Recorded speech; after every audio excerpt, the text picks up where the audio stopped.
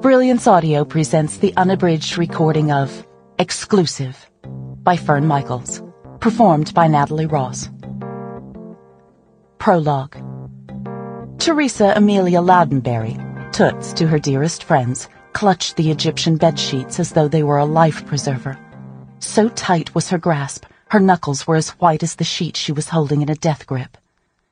Bluish-green veins stood out like small canals against her otherwise unblemished hands.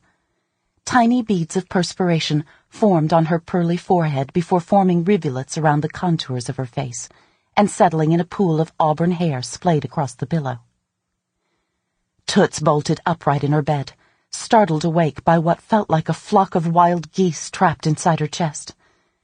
Taking several deep breaths meant to calm her pounding heart, she ran a hand along the unfamiliar sheets, touched the heap of silken covers tossed aside, then opened her eyes as wide as she could, trying to familiarize herself with her surroundings.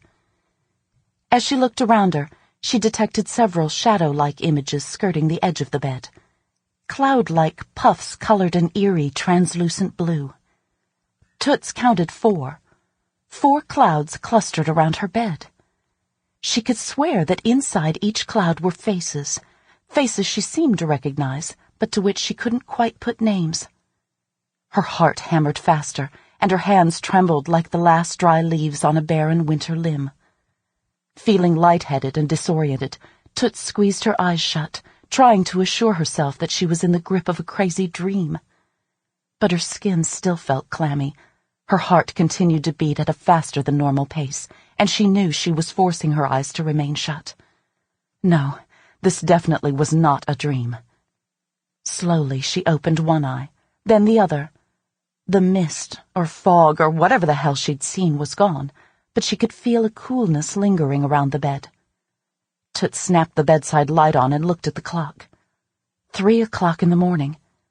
Hadn't she heard somewhere this was the witching hour?